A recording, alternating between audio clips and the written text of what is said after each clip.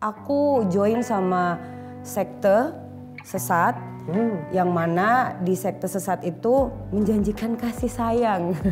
Aku diizinkan masuk ke ruangannya si Maha Guru ini. Ruangannya tuh, ruangannya tuh gelap Kak, gelap. Itu tempat, pokoknya maaf nih ya, seks bebas. Wow. Pokoknya semua yang busuk-busuk itu semua terjadi di ruangan itu. Setiap kali mamaku gebukin aku tuh selalu hitung. Kalau dia miss pukul 1 kali, aku pasti mikir dalam hati, kok hari ini dia mukulnya lebih sedikit ya, misalnya kayak gitu. Wow. Tapi kepahitan itu numpuk di aku, sampai yang ada tuh aku mikir, someday aku pasti bisa bales nih ke mamaku gitu. Jadi mamaku tidur di kamarnya, aku balik ke kamar aku pakai jubah hitam aku, pakai pentagram aku seperti biasa. Aku ngelakuin lebih kenceng deh malam itu karena aku kan mau bunuh mamaku kan. Halo Kalea, apa kabar? Baik, puji Tuhan. Nice to meet you in person ya. Sama-sama, Dan Kak. happy banget Kalea bisa ada di tempat ini buat sharing. Senang sekali. Ceritanya bagaimana Yesus mengubahkan hidup Kalea. Oh yes. Thank you so much. Sibuk apa sih sekarang di tengah kesibukannya? Aku masih tetap Bisa aktif kesini nari, gitu? tetap aktif nari. Narinya di mana biasanya Kak? Aku lama di Agnesmo dari 2002 sampai 2019. Wow. Terus aku resign karena kecapean. Jadwalnya padat banget tuh ya jadwalnya. Iya, Waduh. gitu. Begitu aku udah membaik sembuh, aku aktif nari lagi dan Agnes lihat aku aktif lagi, terus dia DM aku, dia bilang gini, kamu happy banget ketika kamu nari Lea. Yes I am. Yaudah kamu nari aja, nggak usah ngurusin aku lagi. Gitu. Aku nari lagi akhirnya Kak. Tapi memang dari dulu passionnya ada di nari ya? Passion aku di nari. Kedua orang tua aku kebetulan seniman. Wow. Papa musisi, mamaku penari, dan anaknya tada. Jadi kayak gini. Nurun ya darahnya. Nurun ke anaknya. Gitu. Tapi dengar-dengar nih perjalanan panjang menjadi seorang Lea yang sekarang yang bisa menceritakan tentang Tuhan Yesus ke siapapun, random people. Yes. Seorang Lea yang bisa bisa hidupnya dibebaskan, bahkan bisa melakukan apa yang dia sukai, nari. Itu melewati perjalanan hidup yang panjang. Prosesnya panjang Kak. Gitu. Dan ini aku pengen denger sih, maksudnya apa aja yang pernah dilewati, masa lalu yang seperti apa yang dipulihkan, yang ditebus oleh Tuhan dalam hidup Kalea. Prosesnya ya, kalau otak manusia pasti nggak masuk akal, gitu kayak kok bisa ya gitu. Tapi bagi Tuhan tidak ada yang mustahil ya, Amen. Kak. Dan awalnya itu sebelum aku jadi anak Tuhan Yesus, gitu, aku benci sama Tuhan Yesus. Nah kenapa tuh? Gitu, karena keluarga aku, mama papa aku kebetulan pada saat itu rumah tangganya tidak harmonis. Gitu. Jadi aku anak korban rumah tangga yang berantakan kalau bahasanya gitu ya. Gitu. Dan aku tidak dapat kasih sayang yang cukup dari orang tuaku karena mereka dua-duanya sibuk. Jadi aku juga jadi kayak sansak Kak di rumah. Mamaku kebetulan kan guru karate. Jadi kalau berantem sama papa, itu kalau papa berangkat kerja, kakak-kakakku sibuk kegiatan di luar, aku si bungsu kan tinggal di rumah sendiri tuh. Wah, bambuk-bambuk pasti kena. Pelampiasan ya? Pelampiasannya Mama. Oh jadi selain Mama seorang penari, beliau juga seorang guru karate? Guru karate. Wow. Senpai juga dia. Gitu. Jadi kepahitan aku Kak. Ada rasa sakit hati melihat kedua orang tua yang sering bertengkar. Ya, dan bahkan menjadi pelampiasan dari pertengkaran orang tua tersebut. Iya, jadi gambaran kasih sayang cinta itu nggak ada. Gitu. Sama sekali? Nggak ada. Gitu. Sedikit pun kayak maksudnya bagaimana seorang ibu atau seorang ayah memberikan pelukan atau memberikan. Mungkin ada tapi lebih banyak kuota kepahitannya kali ya gitu. Mungkin pasti ada, nama orang tua pasti ada. Tapi itu cepat hilang karena lebih banyak digebukinnya gitu daripada dipeluknya gitu. Dan setelah aku udah gede, aku sadar bahwa oh itu cara mencintai mereka tapi salah caranya gitu. Karena akhirnya aku dipulihkan kok sama orang tuaku. Melalui proses yang juga panjang ya gitu. Karena sebelum akhirnya aku ditemukan sama Tuhan Yesus, itu aku join sama sekte sesat, yang mana di sekte sesat itu menjanjikan kasih sayang dengan caranya mereka. Gitu. Sesat gitu. Sesatnya pokoknya bablas deh, Kak. Sorry. Jadi pertanyaannya, sebelum masuk ke sekte ini, apa yang terjadi gitu? Maksudnya siapa yang ngajak? Kok bisa gitu kan? Kok bisa ketemu gitu? Itu SMP kelas 1 aku. Cukup muda ya? Cukup muda. Di pikiran aku pada saat itu tuh Kak, gimana ya caranya aku bisa balas mama aku ya? Setiap kali mamaku gebukin aku tuh selalu hitung. 1, 2, 3, 4. Kalau dia miss pukul 1 kali, aku pasti mikir dalam hati, kok hari ini dia mukulnya lebih sedikit ya? Bisa yang kayak gitu. Wow. Bisa kayak gitu. Aku nggak fokus ke sakitnya, tapi aku fokus ke hitungannya supaya kalau kemarin aku dipukulin aku nggak apa-apa, hari ini aku pasti juga nggak apa-apa gitu. Tapi kepahitan itu numpuk di aku sampai yang ada tuh aku mikir someday aku pasti bisa bales nih ke mama aku gitu. Walaupun menurut aku nggak mungkin aku bisa bales karena dia udah jago. Dia senpai dia gitu. Walaupun aku pukul pasti dia kan ngelesnya pasti lebih jago dari aku kan gitu. Tapi di pikiran aku pasti pokoknya aku harus bisa balas mamaku nih. Pokoknya kepahitan aku adalah aku bisa balas mamaku gimana supaya kalau mamaku mukul aku bisa yang kayak nggak sakit gitu. Atau kalau bisa aku bisa ngeles gitu balas kan. Ya. Sampai akhirnya pas aku SMP kelas 1 itu aku ketemu sama satu sosok temen aku satu kelas. Itu dia ngajakin aku suka ngelamun di perpustakaan sekolah di lantai 2. Ngelamun dan suka ngomong sama diri aku sendiri. Nah nih buat anak-anak muda nih ya, jangan sembarangan ngucapin sesuatu. Karena apapun yang kita ucapin itu ditangkap sama iblis. Waktu itu ngomong apa? Aku ngomong gini, ayo dong gitu, siapa nih yang bisa nolongin aku nih? Supaya aku bisa ngelawan nyokap aku gitu, bisa aku ngelawan mama aku ini gitu, bisa lebih hebat dari mama aku. Aku ucapin itu terus menerus, jadi kan jadi kayak doa kan jadinya. Si teman aku ini hari itu dia memberanikan diri untuk nyamperin aku. Terus aku cerita tentang keluarga aku kan, mama aku gimana di rumah sering mukulin dan segala macem. Terus si teman aku bilang gini, kamu mau nggak nanti pulang sekolah ikut sama aku? Aku juga ngajakin teman-teman yang lain kok. Kita pergi, diajak ke satu gedung. Gedungnya itu namanya itu bank di salah satu jalan protokol di Surabaya. Ke sana naik ke lantai 11. Sampai lantai 11, gila aku nggak bisa lupa lantai 11. Terus aku ngeliat itu awalnya kayak gini Kak. Ya elah, cuman bela diri begini ece-ece ini tiap hari mama aku juga gebukin aku juga kayak gini kan, modelnya kayak ya sama aja nih, remuk-remuk juga gitu kan. Terus mata aku tertarik sama yang di belakang. Yang jadi adalah kayak pasukan khususnya mereka. Jadi yang mungkin udah levelnya tinggi ya. Itu udah pakai jubah hitam semuanya. Wow. Udah pakai lilin dan segala macam. Nah aku fokusnya nggak yang ke murid-murid ini, aku yang ke belakang. Aku ngeliatin gini, wah itu kayak keren tuh. Aku merhatiin, aku nggak langsung nanya ke temen aku ngeliatin terus. Waduh, dipukul kok nggak apa-apa gitu kan, digebukin kok ini terus api tuh digituin kok. Pokoknya yang tidak biasa dilihat mata orang awam Kebal itu. Lah ya. Hebat deh, pokoknya hebat gitu. Kayak yang ada di film-film lah ya. Itu aku lihat di depan mata. Baru aku bilang ke temen aku mau join, tapi aku mau yang kayak di belakang.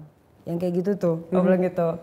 Terus si teman aku nih ketawa, dia bilang gini, harus ngelewatin ini dulu, baru nanti kamu bisa ke sana. Oke. Akhirnya aku dikasih tuh kertas, tanda tangan. Nah, aku memalsukan tanda tangan papaku. Karena harus ada tanda tangan orang tua. Nama bla bla bla, tanda tangan orang tua. Terus aku bilang ke temen aku palsuin tanda tangannya boleh nggak? Terserah. Oke deh, gampang kok tanda tangan papaku.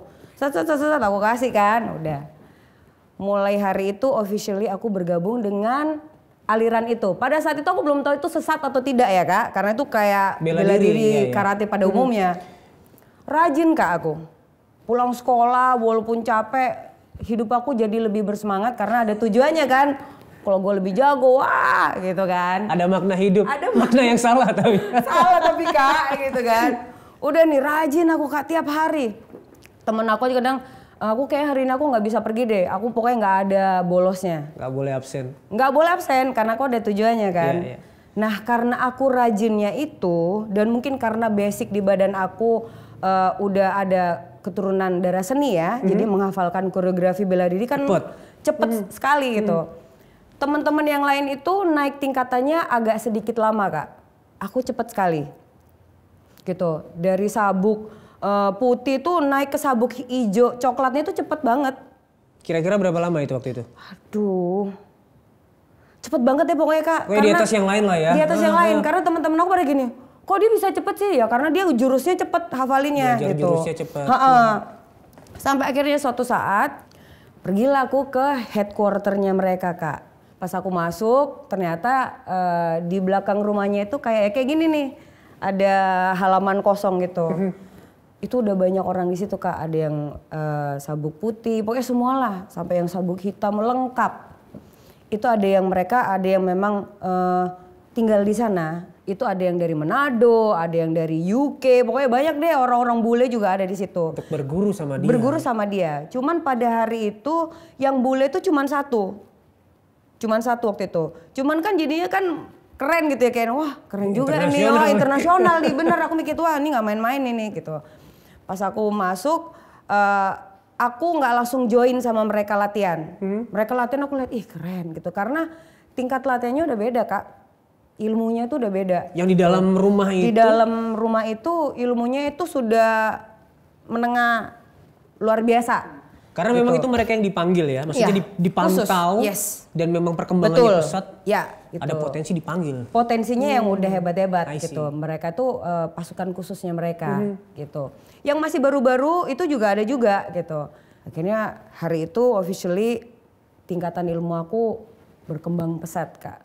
Sejak hari itu? Ya, salah satu contohnya misalnya kalau kakak sakit ya, aku cuman lihat aku merem gini aja aku bisa tahu, mah kamu terganggu nih, ini bisa tahu Kak. Dan aku bisa lihat badan orang itu kayak X-ray. Sorry, itu berarti setelah hari itu mulai pembelajaran atau pelatihan ditambah lagi kan ilmu yang tadinya murid-murid yang sabuk putih sama ini kan masih biasa kan, itu mereka memang belum boleh tahu. Nah pas aku hari itu ada di rumah itu dapat kitab, dapat pokoknya lebih advance. Jadi bukan sekadar berhenti dipukul tendang tapi udah mulai melihat itu. Yang mistik-mistik nih. Wow. Gitu. Mereka udah mulai kayak nunjukin nih loh, gitu loh. Kok kamu kasih hidup kamu ke aku, ini yang kan namanya orang yang agamanya nggak kuat kan pasti seneng ya Kak, melihat yang supranatural. Wah, salah satu contohnya ya, ini bukan membanggakan mereka, tapi ini saya mau knowledge bahwa hal-hal seperti itu tuh ada. Nyata, iya. Contohnya adalah bulan, bintang itu mereka bisa atur Kak. Bulan di sebelah sana misalnya, bisa gini. Set dipindah. Padahal nggak ada manfaatnya juga sebenarnya. Cuman kan manusia kan butuh visual kan, kadang butuh wah hebat ya orang ini. Bintang tiba-tiba di sana kan kosong, dia cuman gini doang nih si maha gurunya Kak. Seret atau ada bintang tang. Itu dia demo di depan murid-muridnya Kak, seperti itu. Kalau yang mungkin aku tangkap ya itu sebuah tipuan kali. Maksudnya gini.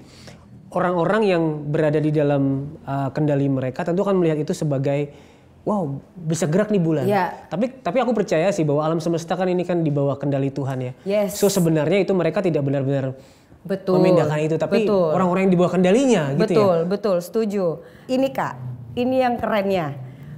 Ketika aku udah di tahun yang ketiga ya, aku diizinkan masuk ke ruangannya si maha guru ini. Ruangannya tuh gelap Kak, gelap. Itu tempat pokoknya maaf nih ya, seks bebas. Wow. Pokoknya semua yang busuk-busuk itu semua terjadi di ruangan itu. Valentine tuh dirayakan dengan seks bebas. Terus kalau maha guru ngomong apa itu kita harus nurutin Kak. Kalau enggak nyawa kita kan hilang kan. Kayak misalnya gini nih, kamu besok pacaran sama ini ya, kita nggak bisa bilang enggak. Oh berarti ini udah petua dari. Kamu besok sama ini ya, kamu besok sama itu dia udah, dan kita harus nurut. Iya. Gitu. Nah, balik lagi ke tadi yang aku bilang Tuhan Yesus itu lebih besar dari mereka. Iblis aja ngakuin Kak. Jadi di belakangnya si maha guru ini ada fotonya Tuhan Yesus. Tapi kecil sekali. Dan mukanya Tuhan Yesus tuh sedih. Terus aku nanya ke dia, "Loh Kak, kamu kenal sama orang ini?" Terus dia ketawanya tuh kayak iblis. Gitu kan, menyeringai dia kalau ketawa. "Kenal," dia bilang itu. "Siapa sih yang gak kenal sama dia? Iblis aja bisa ngomong kayak gitu loh Kak." Terus aku bilang gini, "Kenapa mukanya sedih?" "Ya dia kan disalib," dia bilang gitu. Terus pertanyaan saya, untung saya nanya Kak, "Kamu berani nggak sama dia?" Kakak tahu nggak jawabannya apa? Tidak ada satupun makhluk hidup di bumi ini yang berani sama dia. Itu iblis loh yang ngomong. Sukacitaku. Tapi pada saat itu aku nggak sadar Kak, ya kan? Setelah sadarnya tuh setelah aku udah bertobat baru yang kayak bam. Selama ini, aku izinin kamu loh. Mau nangis aku. Aku izinkan kamu untuk dengar sendiri bahwa iblis aja mengakui bahwa aku tuh sehebat itu loh. Tapi di Alkitab pun tertulis bahwa memang setan pun mengakui. Gitu. Tapi memang makanya itu kalau orang bisa mengakui dan percaya itu anugerah. Kasih karunia. Dan aku merasakan itu Kak. Iya. Siapa sih Lea Tikwalu? Tapi Tuhan pilih aku sempat tanya, "Kenapa kamu pilih aku Tuhan?" Dan aku kan nggak pernah hafal ayat Alkitab ya Kak ya. Dan aku tuh mendengarkan ayat-ayat itu tuh langsung dari suaranya, dari suara ini Kak, dari Roh Kudus ini gitu. Kayak justru Tuhan itu pakai orang-orang yang sama dunia dianggap sampah. Betul. Aku dengar itu dan ketika aku bertobat, pendeta nunjukin itu ada Lea. Nangis aku Kak. Hah? Berarti betapa beruntungnya kamu Lea. Kamu mendengarkan firman langsung dari Tuhan sendiri yang bikin firman itu. Ternyata ada di Alkitab ya. Ada ya semuanya. Aku diizinkan Tuhan untuk ngelewatin itu Kak. Wow. Ya. Aku sempat bertanya Kak gini. Tuhan kenapa kamu izinkan hal itu terjadi di hidup aku? Tuhan bilang gini, apakah kamu mau aku untuk mengkristenkan anak-anak muda? Tuhan bilang, enggak. Aku cuman pengen dunia tahu bahwa aku tuh mencintai mereka sebegini besarnya loh. Dan kamu cerita aja tentang aku dengan cara kamu. Bahwa aku itu ada, bukan dongeng, bukan fiksi. Aku tuh ada. Kalau mereka nggak percaya Tuhan, nggak. Mereka pasti akan percaya. Ya, dan itu ya Alkitab tertulis ya. Kalau Injil itu diberitakan bukan hanya dengan kata-kata, tapi dengan kekuatan dari Roh Kudus. Jadi aku percaya bahwa tugas kita menyampaikan dengan kata-kata. Tapi yang melahirbarukan, yang membuat percaya Tuhan sendiri, Roh Kudus sendiri. Father, Ya. Itu benar sekali. Oke. Dan ini belum selesai nih, masih panjang nih. Banyak Kak, masih banyak. Apalagi yang mau ditanyakan. Kan gini, tujuan sebenarnya masuk ke perguruan tadi atau sekte tadi, sebenarnya kan untuk balas. Mama. Betul. Janji apa yang diberikan sama sekte ini bahwa kalian ini bisa suatu hari kamu bisa membalas mamamu? Yang pasti power. Of course ya. Ya, dan itu memang nyata. Mamaku itu ternyata tanpa aku harus memukul, aku sempat mukul mamaku juga sih Kak. Tapi tanpa sempat aku mukul, aku cuman liatin dia, aku cuman begini aja mamaku jatuh. Yang kayak gitu-gitu. Jadi powernya dari mereka tuh memang ada di aku. Oke. Gitu. Itu di saat mama misalnya jatuh tuh dengan kekuatan tenaga dalam lah kita bilang. Yes, betul, dengan tenaga dalam. Beliau inget gak? Ingat kan sempat ada di kesaksian itu kan. Mamaku nangis tapi aku nggak peduli. Gitu, udah kerasukan iblis. Jadi ilmu udah dapat nih. Power udah dapat. Udah sempat beberapa kali melakukan pembalasan terhadap ibu, terhadap mama. Sering. Terus puncaknya apa nih? Ya, jadi puncaknya itu setiap tahun sekte ini tuh ada ujian besar. Ujian besar itu ujian besar kenaikan tingkat. Urutannya adalah kita bertapa di bawah air terjun. Di Malang sana. Nama air terjunnya Mada Karipura. Air terjun itu dipercayain Gajah Mada di situ juga untuk ambil ilmu dan segala macamnya. Lalu dari sana kita jalan napaktilas ke Gunung Bromo. Di sana ada satu kuburan Mahaguru kita. Itu kita ya melakukan ritual penyembahan dan segala macam sampai tidur di sana. Habis itu terakhirnya ke Pantai Ngeliep, Pantai Selatan untuk menyembah si Ratu. Nah di sana itulah kejadiannya sebenarnya aku tuh mau dibunuh sama pimpinan aku. Karena nah ini Kak, malam sebelum kejadian waktu masih di Surabaya sebelum ke Malang ya, itu Mahaguru aku tuh nyamperin aku terus dia ngomong gini di ruangannya dia, cuman aku sama dia berdua. Dia bilang gini, nanti kamu akan jadi pengkhianat aku loh. Aku digituin Kak, bilang enggak Kak, aku tuh sayang banget sama kamu gini-gini. Enggak, nanti perguruan ini hancurnya sama kamu. Aku tetap nggak percaya. Enggak Kak, kan aku gini. Ntar kamu lihat aja. Dan itu benar kejadian. Nah mungkin karena karena proses dia tahu, dia juga punya visi aku bakalan ngebongkar seperti ini. Dia mau bunuh aku pas aku ujian di Pantai Ngeliep. Karena aku nggak bisa berenang. Gitu. Ujiannya itu sikap dasar, terus kuda-kuda terus maju, terus dihajar sama ombak, terus maju lagi. Nah, ketika aku maju yang terakhir, itu kan di belakang aku ada muridnya ya Kak, ada murid-murid banyak kan. Pas maju lagi, itu badan aku tuh keseret ke dalam, ke palung gitu. Nah, pada saat itu teman-teman aku tuh nolongin aku Kak, 5 orang. Ada yang dari UK, ada yang dari Itali, yang 3 ini dari Indonesia. Ada yang dari Semarang juga, ada yang dari Nigeria juga. Semuanya udah Mahaguru Kak yang nolongin. Karena kan mereka nganggap itu ombaknya besar ya. Jadi bukan muridnya udah kabur. Aku teriak nama Tuhan Yesus Kak. Yesus tolong. Wow. Diselamatin. Aku cuman hafalnya, aku ingatnya cuman itu, dibalikin. Nggak ingat apa-apa lagi, tahu-tahu digamparin sama tim SAR. Ini udah pasir semua. Udah sempet. Dan itu udah gelap. Hilang ya? Udah sempet hilang kali. Udah hilang. Itu udah gelap. Aku bangun, terus teman-teman aku marah. Yang satu perguruan dia bilang gini, gara-gara lu nih. Dia mention kan semuanya si siapa-siapa nih nolongin lu, tapi mereka justru keseret. Hanyut. Hilang. Mereka mati lah pokoknya. Yang mayatnya dibalikin lagi sama si Ratu itu, si Tolani Okunu yang pangeran dari Nigeria, terus yang dari UK juga ada, tapi yang Indonesia kayaknya nggak dibalikin deh. Yang top 3-nya aja yang dibalikin mayatnya, akhirnya dipulangin ke negaranya masing-masing gitu. Pas aku dibawa ke pendopo kan Kak, si Mahaguru aku tuh ngomong gini, ya kan, dia bilang gitu, gara-gara kamu kan. Terus aku minta maaf Kak, aku bilang, aku minta maaf ya Kak Yan, gini. Makanya kenapa harusnya aku yang mati.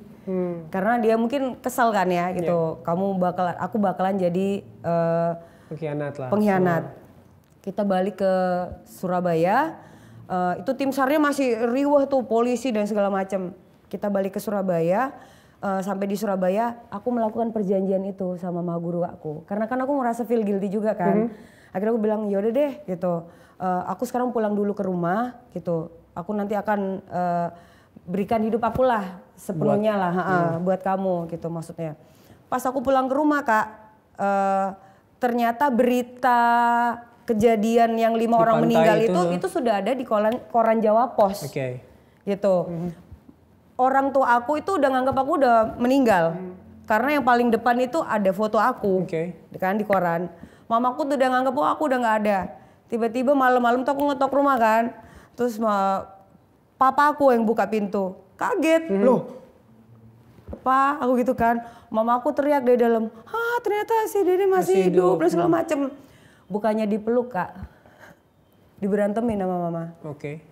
Masuk kan. Ma gini. Kamu tuh. Wah pokoknya abis aku.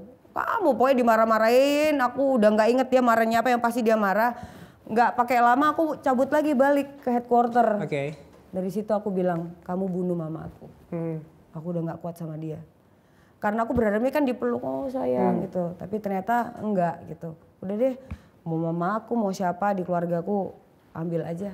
Selesai aku, I'm done with her. bener nih kamu bilang, iya. Aku pun juga kamu ambil juga nggak apa-apa. Oke, berarti kalau kamu serahkan nyawa kamu ke aku, kamu nggak ada di peredaran loh ya, itu bahasanya dia kan. Berarti orang udah nganggap aku udah nggak ada lagi, udah di dunianya mereka lah. Aku bilang yaudah nggak apa-apa, deal. Oke, sekarang kamu pulang. Aku pulang. Kamu pulang. Kamu lakukan ritual itu seperti biasa, tapi di dekat mama kamu. Jadi mama aku tidur di kamarnya, aku balik ke kamar aku pakai jubah hitam aku, pakai pentagram aku seperti biasa. Aku ngelakuin lebih kenceng deh malam itu karena aku kan mau bunuh mama aku kan. Ternyata mama aku nggak meninggal. Akhirnya aku tidur. Ketiduran nih? Aku ketiduran, capek kan. Aduh lama juga nih ya nyokap kok nggak mati-mati gitu kan. Aku tiduran, ternyata itu bukan ketiduran Kak. Tapi sama Roh Kudus dibawa ke tempat lain. Badan aku tuh dibanting ke bawah, posisi aku di lantai seperti ini, dipegangin kanan kiri, terus aku ngeliat ada yang jalan ke arah aku. Jalan, terus tangannya gini. Terus dia bilang, aku sayang sama kamu. Pas aku ngeliat, karena aku kenal ya, karena aku masih dari keluarga Kristen, jadi aku tahu. Mukanya nggak aku lihat muka wajah ini enggak Kak, cuman aku tahu itu sosok itu siapa. Karena ada bekas paku di tangan dan kakinya aku tahu. Aku bilang gini Kak, aku kenal nih, aku bilang gitu. Aku tahu kamu siapa, aku benci banget sama kamu. Tapi bilang aku sayang sama kamu, tapi bukan pakai bahasa Inggris, bukan pakai bahasa Indonesia, bahasa yang aku mengerti. Aku sayang sama kamu. 3 kali aku tetap bilang enggak, aku benci sama kamu. Enggak mau, gara-gara kamu hidup aku berantakan dan segala macamnya. Pas yang ketiga aku tetap sayang sama kamu, aku nangis Kak. Kenapa aku nangis? Karena di saat dunia membenci aku, mau ngancurin kehidupan aku, tapi sosok satu ini justru bilang enggak, aku sayang sama kamu. Tangan kanan kiri yang pegang aku kelepas, badan aku jadi kayak nunduk kayak baby pose gitu. Aku kayak anak kecil, aku ngelihat ada kaca dari sebelah kiri. Dang itu dibuka itu, tapi semuanya itu ada filmnya, tapi ada yang tidak ada filmnya, kayak gelap. Jadi kayak aku masih kecil dipukulin sama mama, diberantemin, dibully di sekolah dan segala macam, terus ada beberapa nih kosong. Aku yang belum bisa lihat. Terus aku bilang ini nih, aku bilang ini nih yang bikin aku benci sama kamu. Dan Tuhan bilang ini tuh hidup. Hidup itu seperti ini. Kalau kamu berjalannya sama aku, semua ini bisa kamu lewati dengan baik. Dan yang kamu nggak bisa lihat ini, itu bukan urusan kamu. Itu masa depan kamu tuh kamu harus percaya sama aku. Aku nangis Kak, aku cuma bilang gini, kamu maunya apa sama aku? Dek, aku balik lagi di kamar, Tuhan bilang aku harus maafin mama aku. Itu aku masih gini Kak, tadi tuh gue di mana ya? Gue tadi tuh di mana sih? Nggak di luar nalar Kak, nggak masuk akal. Bisa pindah tadi tempat gitu ya? Aku balik ke sana, aku langsung ke kamar mama aku nafasnya udah gini. Udah kayak mau mati. Terus aku peluk mama aku bilang, Ma, aku mau ngaku sama mama selama ini, cerita aku semuanya. Papa aku nangis, papa aku langsung sujud, berdoa, terima kasih Tuhan Yesus, terima kasih Tuhan Yesus, udah itu aja, terima kasih Tuhan Yesus, terima kasih Tuhan Yesus. Mamaku nangis peluk aku, mamaku cuma bilang, terima kasih ya Tuhan kamu kembalikan anakku ke aku. Ma, harusnya mama hari ini, sekarang ini mama mati. Kalau besok ada yang datang ke sini, mama jangan takut ya Ma. Besoknya beneran dia datang, si Kak Yan itu sama 2 orang bodyguardnya, dia datang. Papaku di depan itu, duduk gitu, nungguin. Dia bilang, aku mau cari Dede. Enggak, mulai hari ini kata papaku, mulai hari ini Dede udah punya Tuhan Yesus. Dia begini Kak, kata papaku. Iblisnya tuh kayak ngamuk gitu. Aku masih ingat pada hari itu mamaku lagi ngajar senam. Itu kan rumahku ada studio senam kan. Aku dari kamar aku duduk, aku tarik mamaku, aku bawa ke kamar mandi. Kan posisi kamar mandiku paling belakang kan. Biar disembunyikan aku lah ya. Takut, aku nggak mau mamaku diambil kan. Aku bilang, maafin Dedek, maafin Dedek. Mamaku bilang, nggak apa-apa sayang. Yang jagain kamu tuh lebih besar dari yang ada di depan rumah itu pada saat ini. Aku tuh bisa ngerasain Kak, mukanya dia tuh di depan aku, marah sama aku. Dia bilang, aku tuh cinta banget sama kamu. Kenapa kamu hianatin aku? Tapi Tuhan itu kayak meluk aku gini Kak dari belakang, kayak gitu tuh. Aku kayak, Oh my God, Tuhan gue lebih berkuasa banget. Dia mundur Kak, jauh banget dia mundur. Kayak seakan-akan Tuhan gak pakai ucapan kayak aku bisa ngerasain, enggak dia punya gue. Waduh, keren banget Tuhan Yesus itu Kak. Ya. Tuhan itu sekeren itu Kak. Ya. Cuman gak pakai bahasa basi, mundur semua. Musuh tuh mundur. Malaikat Tuhan jaga. Tuh mamaku nangis, papaku nangis kayak, udah sayang. Mama sama papa angkat tangan, yang jagain kamu udah Tuhan sendiri. Dan memang kalau kita milik Tuhan, ya, ketika kita menerima Yesus kan Roh Kudus diberikan kepada kita. Dan saya percaya roh yang di dalam kita itu lebih besar dari apapun. Yes. Jadi apapun yang harus dilewati lah, roh yang di dalam kita lebih besar dari roh apapun dalam dunia. Yes. Dan saya percaya sih bahwa ketika ada hidup yang dipulihkan, keluarga pun dipulihkan. Yep. Tadi kan ada cerita bahwa dulunya papa mama kan suka berantem, hubungannya rusak. Yep. Itu bagaimana Tuhan pulihkan? Luar biasa Kak. Mama papaku tuh kayak pacaran lagi. Naik motor pun itu papa pasti yang, waduh pokoknya Kak itu sama Tuhan diliatin, diizinkan kayak ini loh. Semuanya yang kamu tadi bilang kan, aku benci sama kamu. Gara-gara ini dipulihkan semuanya. Aku sama kakak aku hubungannya diperbaiki. Semuanya Kak. Mamaku yang tadinya benci sama aku suka mukul nih ya. Bisa yang kayak gini. Ayo sayang makan. Nonton TV gitu ya. Makan. Aduh aku males. Tahu-tahu nyuapin Kak. Wow. Bener-bener aku menikmati momen itu gak kayak apaan sih enggak. Karena kan aku minta sama Tuhan itu kan. Tidak pernah digitukan sejak kecil. Yes. Ya. Aku langsung kayak ketika disuapin aku bilang ini, Ma sama Tuhan dikasih loh momen itu. Iya, nikmati nak. Kan kamu minta, nikmati. Karena Tuhan tuh tidak berhutang. Kalau Tuhan bilang akan pulihkan, dia akan pulihkan. Walaupun nanti kamu akan sempat jatuh lagi, Tuhan itu nggak pakai lama, dia pasti akan gini, nih ayo pegang tangan aku. Gitu. Apakah setelah ini hidup kamu sempurna banget lah? Enggak. Cobaannya ujiannya lebih besar, tapi kuasa Tuhan juga besar gitu kayak. Kan mau dilihat ya iman kita ya Kak. Ayo kamu masih kehilangan iman kamu enggak gitu. Dan itu apakah setiap hari Lea? Yes. Setiap hari. Makanya aku selalu bilang Tuhan aku gak bisa hidup tanpa kamu Tuhan. Apalagi setelah aku sudah pernah ada di dalam situ kan. Jadinya semakin aku gak bisa lepas dari sosok Tuhan yang besar. Ya. Gak bisa Kak. Dan pada akhirnya bisa memaafkan mama. Yes. Dengan kekuatan yang dari Tuhan. Yes. Itu. Terus aku ngeliat ke mamaku, aku peluk mamaku bilang, Ma I love you so much. Mamaku ngeluarin kata-kata ini Kak, maafin mama ya nak. Jadi bukan cuma aku aja yang minta maaf, tapi mamaku, seorang ibu loh, maafin mama ya nak.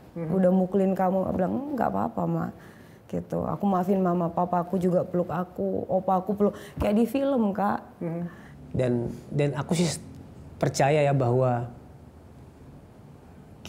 pengampunan Kristus, pengampunan Tuhan melalui karya salib Kristus itulah yang jadi dasar kita untuk mengampuni orang lain. Betul. Bahkan dalam Kolose pun berkata kan, kalau seseorang menaruh dendam, hendaklah saling mengampuni, seperti Kristus sudah mengampuni kita. Tuhan sudah mengampuni kita di dalam Kristus. Dan itu lebih besar dari dasar apapun gitu. Karena kalau aku percaya kalau kita mengampuninya karena supaya aku lebih tenang, itu kan for the sake of ourselves. Tapi kalau kita mengampuni dengan dasar bahwa Kristus sudah lebih dulu mengampuni kita, itu Kristus yang dipermuliakan. Yes. Wow, ini kalau kita perpanjang kayaknya bisa sampai besok. Episodenya banyak. Tapi aku bisa melihat betapa Tuhan bekerja di dalam hidup Kalea melalui kasihnya, penyertaannya, pengampunannya yang membuat Kalea bisa juga mengampuni orang yang tadinya pengen banget dibalas. Tapi bisa diampuni, bisa mengampuni. Itu luar biasa banget. Last but not least, boleh nggak kasih pesan buat sahabat-sahabat solusi tentang kalau mereka lagi ngalamin kayak gini nih, mungkin hatinya penuh dengan kepahitan, penuh dengan dendam, atau bahkan mungkin mereka nggak bisa merasakan kasihnya Tuhan dan tidak menganggap bahwa hidup itu berarti.